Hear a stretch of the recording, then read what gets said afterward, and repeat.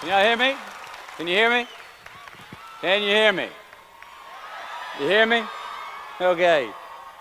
Congratulations, class of 2015.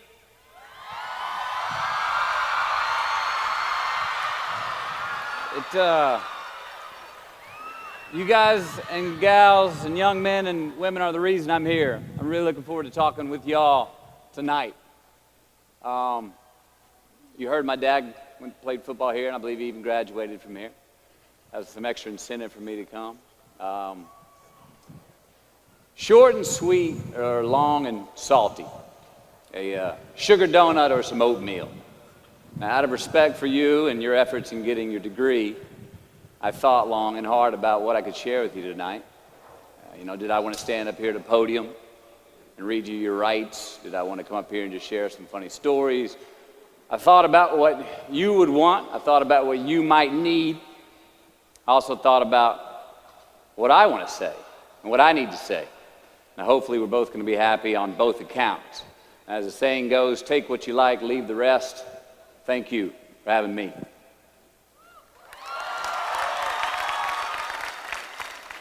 So before I share with you some what I do knows, I want to talk with you about what I don't know. Now, I have two older brothers.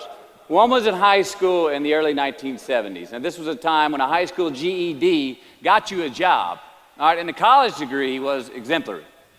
My other brother, Pat, was in high school in the early 80s, and by this time, the GED wasn't enough to guarantee employment. You needed a college degree, and if you got one, you had a pretty good chance of getting the kind of job that you wanted after you graduated. Now me, I graduated high school in 1988, got my college degree in 1993, and that college degree in 93 did not mean as much. It was not a ticket, it was not a voucher, it was not a free pass go to anything. So I asked the question, what does your college degree mean? It means you got an education. It means you have more knowledge in a specific subject, vocation. It means you may have more expertise in what your degree is in. But what's it worth? In the job market, out there today, we know the market for college graduates is more competitive now than ever. Now, some of you already have a job lined up. You've got a path where today's job is going to become tomorrow's career. But for most of you, the future is probably still pretty fuzzy. You don't have that job that directly reflects the degree you just got. Many of you don't even have a job at all. Think about it. You've just completed your scholastic educational curriculum in life, the one that you started when you were 5 years old in kindergarten, up until now, and your future may not be any more clear than it was 5 years ago. You don't have the answers, and it's probably pretty damn scary. And I say that's okay, because that is how it is. This is the reality that many of you are facing. This is the world that we live in. And while I'm not here to discourage you or in any way belittle your accomplishments tonight, which I'd like to applaud that one more time, you graduated. All right? Now, I'm not here to be a downer on that. Let's get that straight. But I am here to talk brass tacks. I want to skip the flattery and the attaboys, because I do know this. The sooner that we become less impressed with our life, with our accomplishments, with our career, with whatever that prospect is in front of us, the sooner we become less impressed and more involved with that and these things, the sooner we get a whole lot better at doing them. So, I'm going to talk to you about some things I've learned in my journey, most from experience, some of them I heard in passing, many of them I'm still practicing, but all of them I do believe are true. Now, they may be truths to me, but don't think that that makes them mine, because you cannot own a truth. So please think of these as signposts, approaches, paradigms that give some science to satisfaction. They're yours to steal, they're yours to share, like into your own lives, to personally apply in your own lives, in your own way, should you choose to. So, here we go. Number one, and this should come up on the Jumbotron. Life's not easy. Is it up there? Life is not easy. It is not. Don't try to make it that way. Life's not fair. It never was. It isn't now, and it won't ever be. Do not fall into the trap, the entitlement trap, of feeling like you're a victim. You are not. Get over it and get on with it. And yes, most things are more rewarding when you break a sweat to get them. Fact. Number 2. I love this one. Unbelievable is the stupidest word in the dictionary. Should never come out of our mouths. Think about it. To say, oh, wow, what an unbelievable play. It was an unbelievable book, an unbelievable film, an unbelievable act of courage. Really? It may be spectacular, it may be phenomenal, most excellent or outstanding, but unbelievable? Give others and yourself more credit. It just happened. You witnessed it. You just did it. Believe it.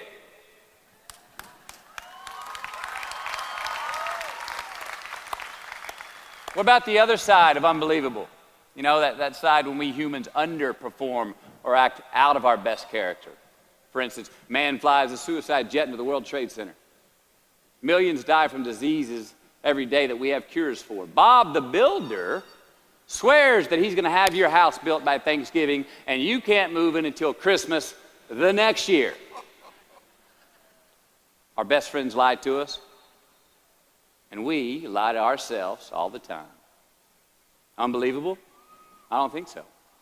Again, it just happens, and it happens every day. Nothing that we Homo sapien earthlings do is unbelievable. And if there's one thing you can depend on people being, it's people. So we shouldn't be surprised. We, us, are the trickiest mammals walking the planet. I'm not worried about the monkeys. I'm worried about you and me.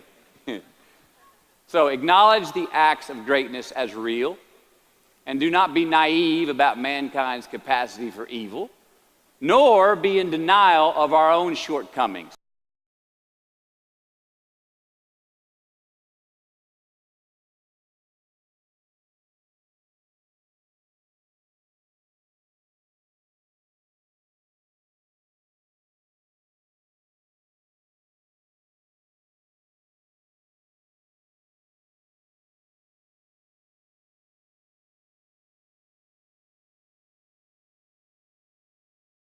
Happiness is an emotional response to an outcome. If I win, I will be happy. If I don't, I won't. It's an if-then, cause and effect, quid pro quo standard that we cannot sustain because we immediately raise it every time we attain it. You see, happiness demands a certain outcome. It is result reliant. And I say if happiness is what you're after, then you're going to be let down frequently, and you're going to be unhappy much of your time. Joy, though, joy is a different thing. It's something else. Joy is not a choice. It's not a response to some result. It's a constant. Joy is the feeling that we have from doing what we are fashioned to do, no matter the outcome. Now, personally, as an actor, I started enjoying my work and literally being more happy when I stopped trying to make the daily labor a means to a certain end. For example, I need this film to be a box office success. You know, I need my performance to be acknowledged. I need the respect of my peers. All those are reasonable aspirations, but the truth is, as soon as the work, the daily making of the movie, the doing of the deed became the reward in itself for me, I got more box office, more accolades and respect than I ever had before. See, joy is always in process. It's under construction. It is in constant approach, alive and well in the doing of what we're fashioned to do and enjoying it. Number 4, define success for yourself. You already like that one? Define success for yourself. Now check this out. I'm in south of New Orleans a few years ago, and I went to a voodoo shop. And they had this wooden partition against the wall with these columns. And in these columns were all these vials of these magic potions, right?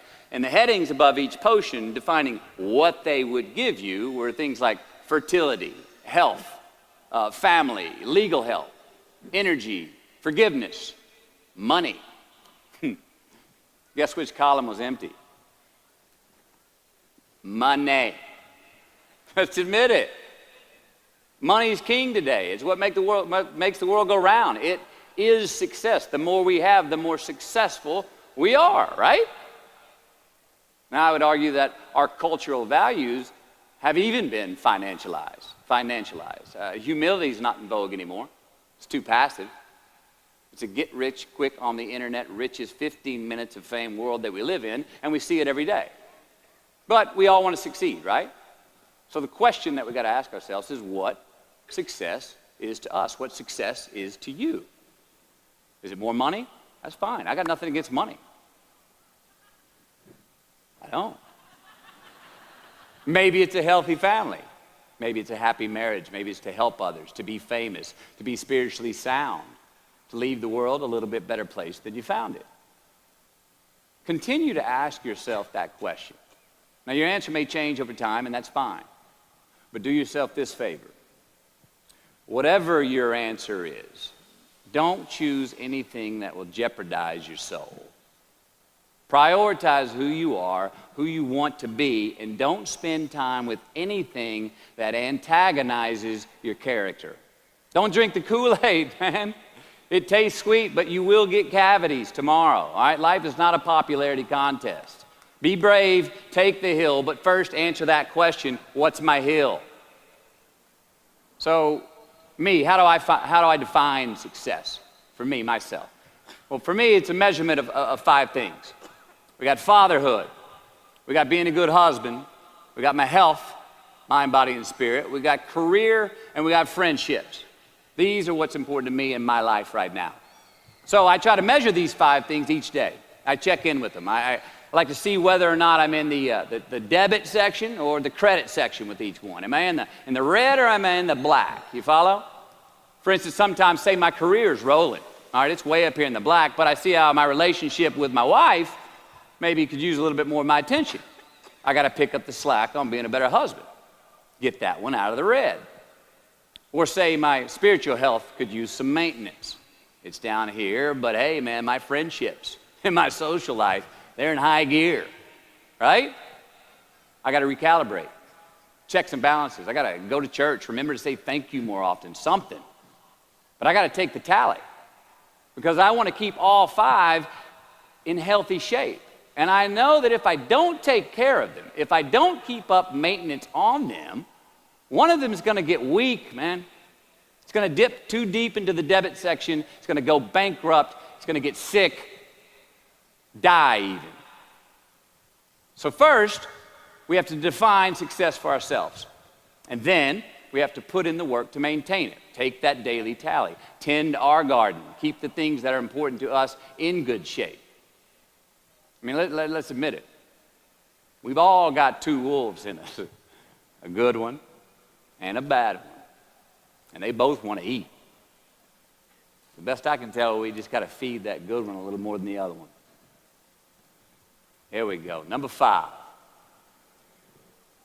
Process of elimination is the first step to our identity. AKA, where you are not is as important as where you are. All right, 1992, I got my first job as an actor. 3 lines, 3 days work in a film called Dazed and Confused. All right. All right, all right, all right. There we go. So this director of that film, Richard Linklater, he kept inviting me back to set each night, putting me in more scenes, which led to more lines, all of which I happily said yes to. I mean, I'm having a blast. People are telling me I'm good at what I'm doing, and they're writing me a check for $325 a day. I mean, hell yeah, give me more scenes. I love what I'm doing. Well, by the end of the shoot, by the end of the film, those 3 lines had turned into over 3 weeks' work, and it was mine. It was Wooderson's 1970 Chevelle that we went to go get Aerosmith tickets in, man. Yeah, it was badass. Well, a few years ago, I'm watching this film again, and I noticed 2 scenes that I really shouldn't have been in. In one of these scenes, my character Wooderson, I exit screen left to head somewhere, and then I re-enter the screen and to double check if any of the other characters wanted to go with me. Now, in rewatching the film, and you'll agree if you know Wooderson, Wooderson's not a guy who would ever say, later, and then come back to see if you were sure you didn't want to go. No, when Wooderson leaves, Wooderson is gone. He does not stutter, step, flinch, rewind, ask twice, or solicit. You know what I'm talking about. Wooderson has better things to do, like liking those high school girls, man, because I get older and they stay the same age. My point is, I should not have been in that scene. Shouldn't have come back. Should have exited screen left and never come back. But back then, making my first film, getting invited back to the set, cashing that check and having a ball, I wanted more screen time. I wanted to be in the scene longer and more and come back into the scene, right? But I shouldn't have been there. Wooderson shouldn't have been there. It is just as important where we are not as it is where we are. Look, the first step that leads to our identity in life is usually not, I know who I am. I know who I am. That's not the first step. The first step's usually, I know who I am not. Process of elimination. Defining ourselves by what we are not is the first step that leads us to really knowing who we are. You know that group of friends that you hang out with that they really might not bring out the best in you? You know, they gossip too much or they're kind of shady. They really aren't going to be there for you in a pinch. Or how about that bar that we keep going to that we always seem to have the worst hangover from? Or that computer screen, right? That computer screen that keeps giving us an excuse not to get out of the house and engage with the world and get some real human interaction. Or how about that food that we keep eating, the stuff that tastes so good going down, it makes us feel like crap the next week, when we feel lethargic and we keep putting on weight? Well, those people, those places, those things, stop giving them your time and energy. Just don't go there. I mean, put them down. And when you do this, when you do put them down, when you quit going there, and you quit giving them your time, you inadvertently find yourself spending more time and in more places that are healthy for you, that bring you more joy. Why? Because you just eliminated the who's, the where's, the what's, and the when's that were keeping you from your identity. Like, trust me, too many options, I promise you this, too many options will make a tyrant of us all. All right, so get rid of the excess, the wasted time. Decrease your options. And if you do this, you will have accidentally, almost innocently, put in front of you what is important to you by process of elimination. Knowing who we are is hard. It's hard. So give yourself a break. Eliminate who you are not first, and you're going to find yourself where you need to be. Number 6, don't leave crumbs. And the beauty of delayed gratification. So what are crumbs? Well, the crumbs I'm talking about are the choices that we make that make us have to look over our shoulder in the future. You didn't pay that guy back the money that you owed him, and tonight you just saw him 3 rows behind you. Shit. You slept around on your spouse, and you just found out that tomorrow she and the lady you're having an affair with are going to be at the same PTA meeting. Shit again. You drank too much last night. You're too hungover to drive your son to his 8 a.m. Saturday morning baseball practice. These are the crumbs. They come in the form of regret, guilt, and remorse. You leave crumbs today, they will cause you more stress tomorrow. And they disallow you from creating a customized future in which you do not have to look over your shoulder. So let's flip the script. Instead of creating outcomes that take from us, let's create more outcomes that pay us back, fill us up, keep your fire lit, turn you on for the most amount of time in your future. These are the choices I'm talking about. And this is the beauty of delayed gratification. All right, tee yourself up. Do yourself a favor. Make the choices, the purchases today that pay you back tomorrow. Residuals. In my business, we call it mailbox money. If I do my job well today, and that movie keeps rerunning on TV, 5 years from now, I'm getting checks in the mailbox. It's a heck of a deal.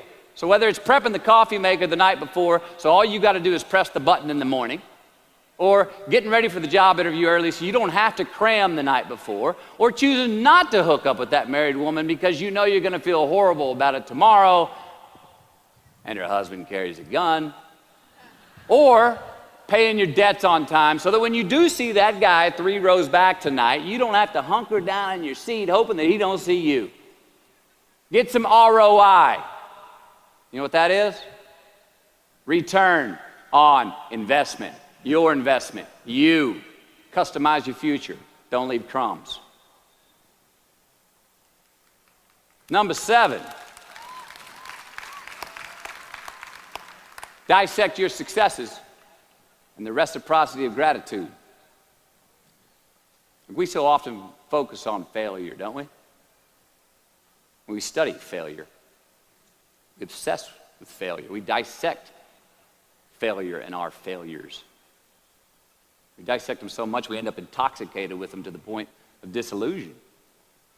I mean, when do we write in our diary? Usually when we're depressed. What do we gossip about? Other people's flaws and limitations. I mean, we can dissect ourselves into self-loathing if we're not careful. I find that most of the times our obsession with what is wrong just ends up breeding more wrong, more failure. Now, the easiest way to dissect success is through gratitude, giving thanks for that which we do have, for what is working, appreciating the simple things we sometimes take for granted. We give thanks for these things, and that gratitude reciprocates, creating more to be thankful for. It's really simple, and it works. Now, I'm not saying be in denial of your failures. No, we can learn from them too, but only if we look at them constructively, as a means to reveal what we are good at, what we can get better at, what we do succeed at. Now, personally, I've read a whole lot of my bad reviews. All right? I've had quite a few. Written by the more talented critics, they are the ones who give constructive bad reviews. They reveal to me what did translate in my work, what came across, what was seen, or what wasn't. Now, I don't obsess on the unfavorable aspect of their review, but I do seek what I can learn from it. Because their displeasure actually uncovers and makes more apparent what I do well, what I am successful at, and then I dissect that. All right, life's a verb. We try our best, we don't always do our best. Well, architecture is a verb as well. Yes, it is. And since we are the architects of our own lives, let's study the habits, the practices, the routines that we have that lead to and feed our success, our joy, our honest pain, our laughter, our earned tears. Let's dissect that and give thanks for those things. And when we do that, guess what happens? We get better at them, and we have more to dissect. Number 8, make voluntary obligations.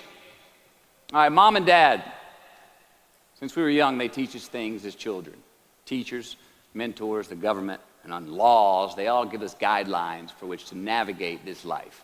Rules to abide by in the name of accountability. I'm not talking about those obligations. I'm talking about the ones that we make with ourselves, with our God, with our own consciousness. I'm talking about the you versus you obligations. We have to have them. Now, again, these are not societal laws and expectations that we acknowledge and endow for anyone other than ourselves. These are faith-based obligations that we make on our own. These are not the lowered insurance rates for a good driving record. You will not be fined or put in jail if you do not gratify these obligations I speak of. No one else governs these but you. They are your secrets with yourself, your own private counsel, personal protocols. And while nobody throws you a party when you abide by them, no one's going to arrest you when you break them either, except yourself. Or some cops who got a disturbing the peace call at 2:30 in the morning because you were playing bongos in your birthday suit. That was me. An honest man's pillow is his peace of mind. And when you lay down on that pillow at night, no matter who's in your bed, we all sleep alone. These are your personal Jiminy Crickets. And there are not enough cops in the entire world to police them. It's on you. It's on you. Number 9, from can to want. All right, check this out. In 1995, I got my first big paycheck as an actor. I think it was 150 grand. The film was on was Boys on the Side, and we were shooting in Tucson, Arizona. And I had this sweet little adobe guest house on the edge of the Saguaro National Park. The house came with a maid, my first maid. It was awesome. So I got a friend over one Friday night, and we're having a good time, and I'm telling her about how happy I am with my setup. The house, the maid, especially the maid. I'm telling her, look, this lady, she cleans the place up after I go to work. She washes my clothes, the dishes, puts fresh water by my bed, leaves me cooked meals sometimes. Look, she even presses my jeans. And my friend, she smiles at me, happy that I'm excited over this. And she says, well, that's great, Matthew, if you like your jeans pressed. And I kind of looked up at her, my jaw caught hanging open. I stuttered a moment. Had that dumbass look that you get when you just been told the truth and you didn't think about it, and it hit me. I hate that line going down the front of my jeans. I hate that line. And it was then, for the first time, that I noticed it. I'd never thought about not liking that starched line down the front of my jeans because I'd never had a maid to iron my jeans before. And since she did, now for the first time in my life, I just liked it because I could get it. I never thought about if I really wanted it. Well, I didn't want it there, that line. And that night I learned something. Look, just because you can, nah, come on. It's not a good enough reason to do something. Even when it means having more. All right, be discerning. Choose it because you want it. Do it because you want to.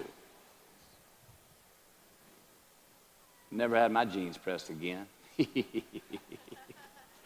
I hate that line. Number 10, a roof is a man-made thing. This may cut a little close to the bone since the geography, but I think we all were there and we'll all remember where we were. But in January the 3rd, 1993, it was the NFL playoffs, and your Houston Oilers were playing the Buffalo Bills. The Oilers were up 28-3 at halftime. 35-3 early in the third. Frank Reich and the Bills come back to win 41-38 in overtime for one of the greatest comebacks in NFL history. Yeah, the Bills won, but they didn't really beat the Oilers. The Oilers lost that game. They beat themselves. Y'all remember that, huh? Why? Why'd they beat themselves? Or how? Was it because at halftime they put a ceiling, a roof, a limit on their belief in themselves, aka the prevent defense? Or maybe they started thinking about the next opponent in the playoffs at halftime. I mean, they were up. Then they came out and played on their heels, lost the mental edge the entire second half, and voila, they lost. In a mere 2 quarters, defensive coordinator Jim Eddy went from being called the defensive coordinator of the year and the man first in line to be a head coach next year to a man without a job in the NFL. You ever choked? Nobody has ever choked? I have. You know what I'm talking about, fumbling at the goal line, stuck your foot in your mouth once you got to the microphone, had a brain freeze on the exam that you were totally prepared for. Forgot the punchline to a joke in front of 4,000 graduating students at the University of Houston commencement. Or maybe you've had that feeling of, oh my God, life just cannot get any better than this moment. And ask yourself, do I deserve this? Now what happens when we get that feeling? We tense up. We have this sort of outer body experience where we are literally seeing ourselves in the third person. And we realize that the moment just got bigger than us. You ever felt that way? I have. And it's because we have created a fictitious ceiling, a roof to our expectations of ourselves, a limit where we think it's all too good to be true. But it's not. And it's not our right to say or believe it is. We shouldn't create these restrictions on ourselves. A blue ribbon, a statue, a score, a great idea, the love of our life, a euphoric bliss. Who are we to think that we don't deserve or haven't earned these gifts when we get them? It's not our right.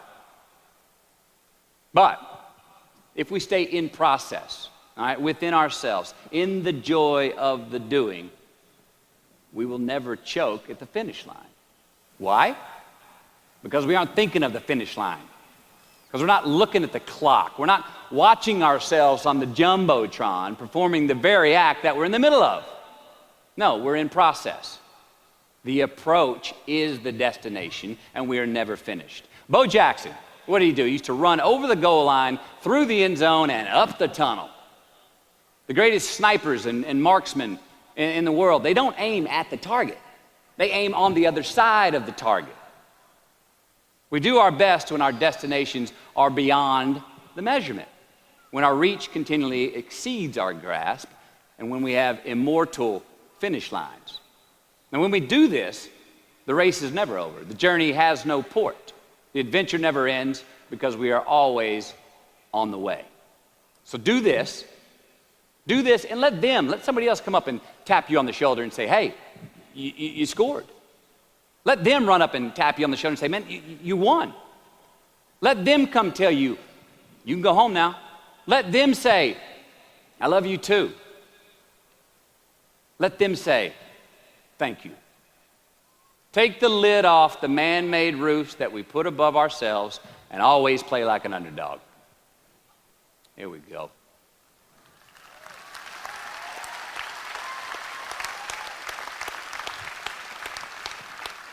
Number 11, turn the page. The late and great University of Texas football coach Darrell Royal. I don't know if y'all remember him. He won a national championship in '69. He won a couple of national championships. You know Darrell Royal? He was a friend of mine and a good friend of many people. Now, a lot of people looked up to this man. One of the people who looked up to him was a musician named Larry. Now, at this time in his life, Larry was in the prime of his country music career. He had #1 hits, and his life was rolling. And he had picked up a bad habit of snorting the white stuff somewhere along the line. And at one particular party, after a bathroom break, Larry went confidently up to his mentor, Darrell, and he started telling him a story. Coach Royal listened, as he always had. And when Larry finished his story and was about to walk away, Coach Royal put a gentle hand on his shoulder, and he very discreetly said, hey, Larry, you got something on your nose there, bud. Well, Larry immediately hurried to the bathroom mirror where he saw some of the white powder that he hadn't cleaned off his nose. He was ashamed.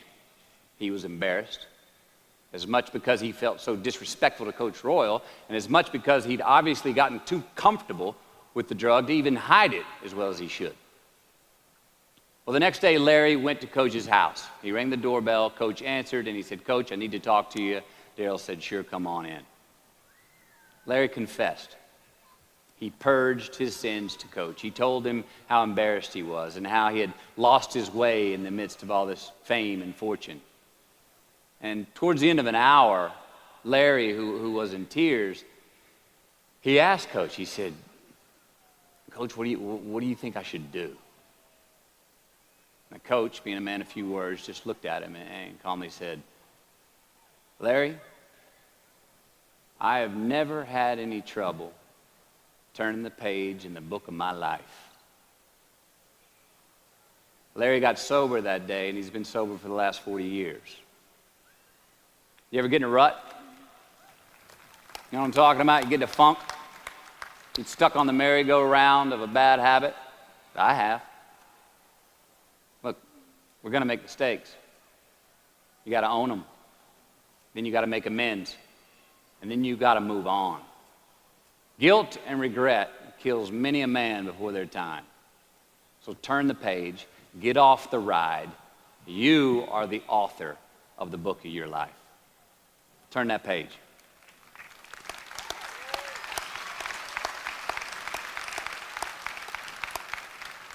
Number 12,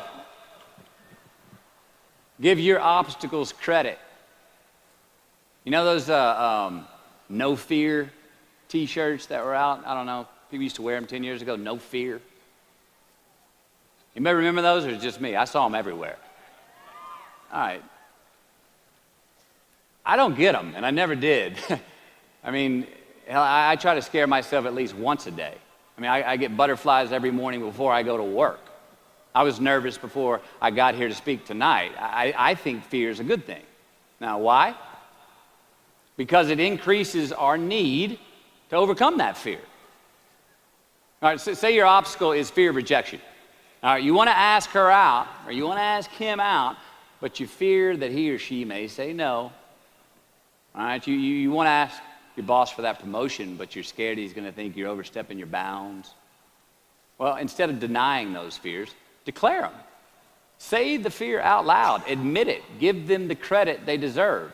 Don't get all macho and act like they're no big deal.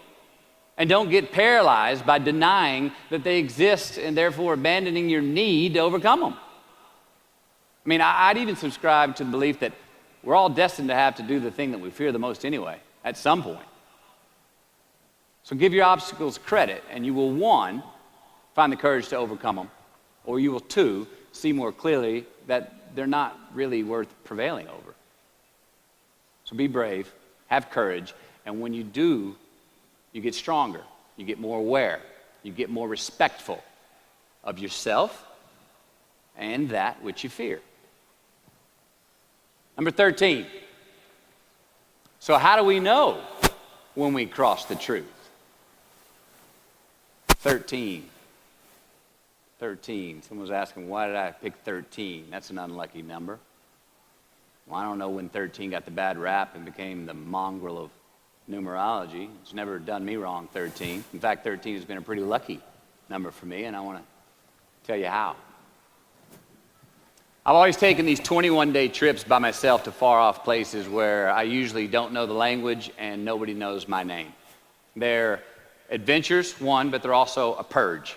All right, they're a cleanse for me. They're like a 21-day fast from attention, from all the things I have in my well-appointed life. They're a check out so I can check in with me, see how I'm doing, be forced to be my own and my only company, to have a look in my mirror. And we all know what can happen when we do that. Sometimes we do not like what we see.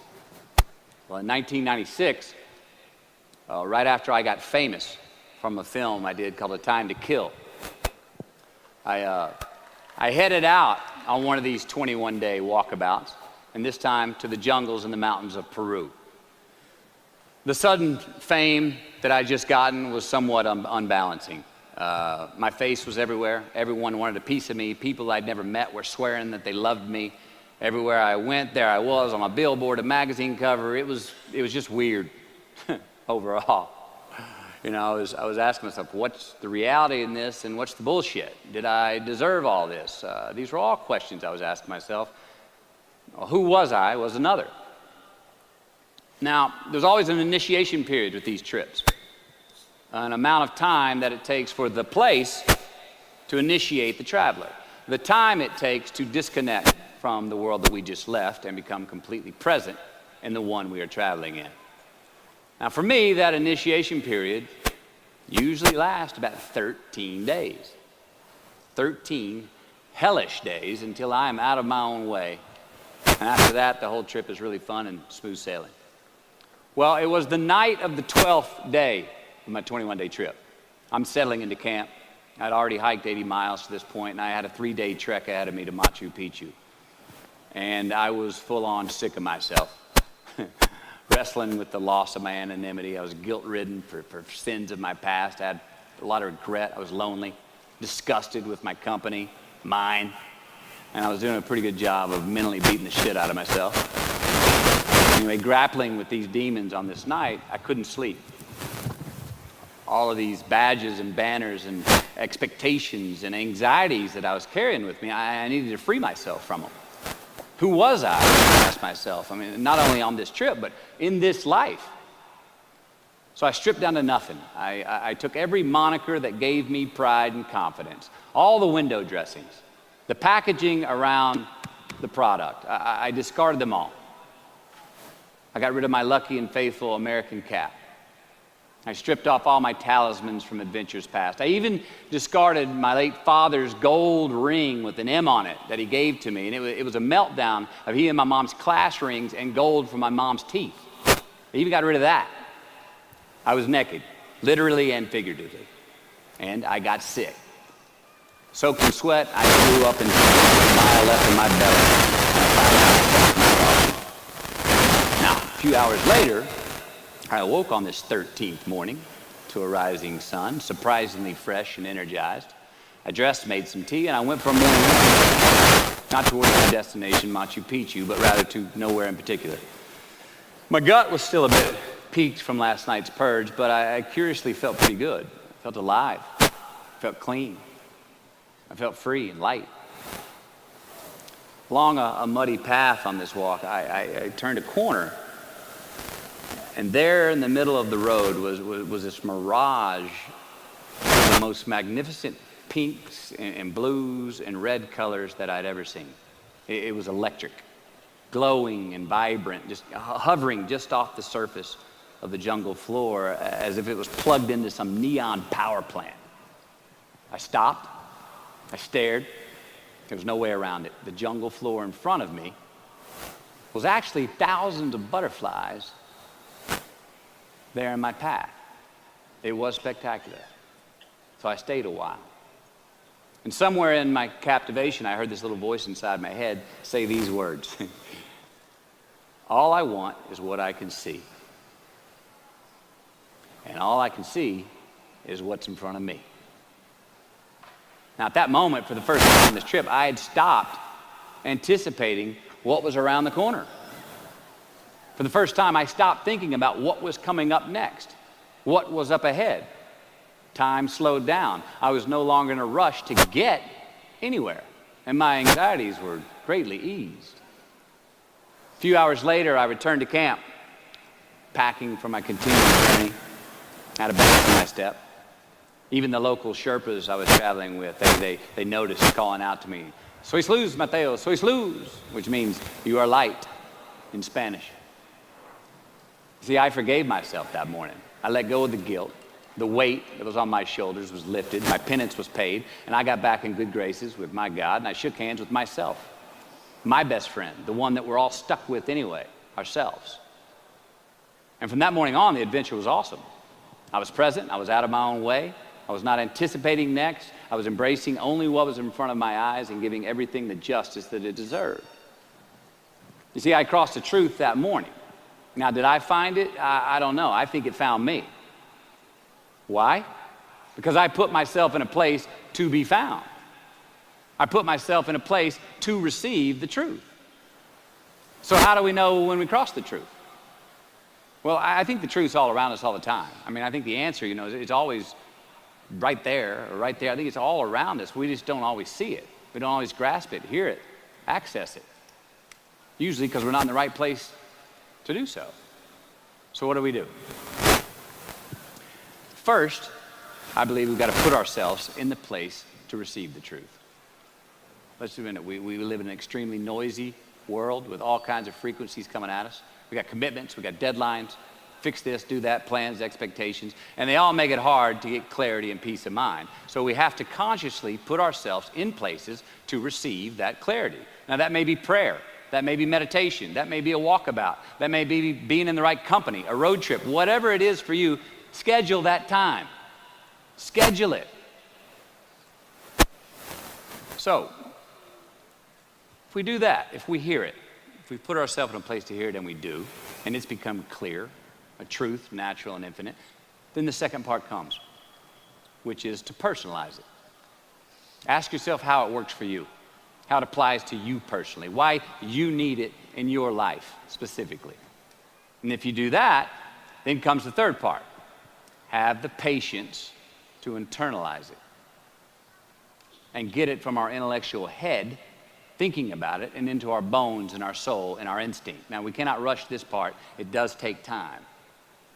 So if we get that far, we've received it, we've personalized it, and we've internalized it. If we make it that far, then comes the biggie, man. This comes the fun one. Got to have the courage to act on it, to actually take it into our daily lives and practice it, to make it an active part of who we are and live it. If we can do that, all right, if we can do that, then we have what I believe is heaven right here on earth. And that's the place where what we want is also just what we need. I mean, that's the ticket, isn't it? Think about it. I know that's where I want to live. So while we're here, and they're going to run across the Jumbotron, let's make it a place where we break a sweat, where we believe, where we enjoy the process of succeeding in the places and ways that we are fashioned to, where we don't have to look over our shoulder because we're too busy doing what we're good at, voluntarily keeping our own counsel because we want to, traveling towards immortal finish lines. We write our own book, overcoming our fears. We make friends with ourselves. And that is the place that I'm talking about. Thank you. Good luck. You just keep living.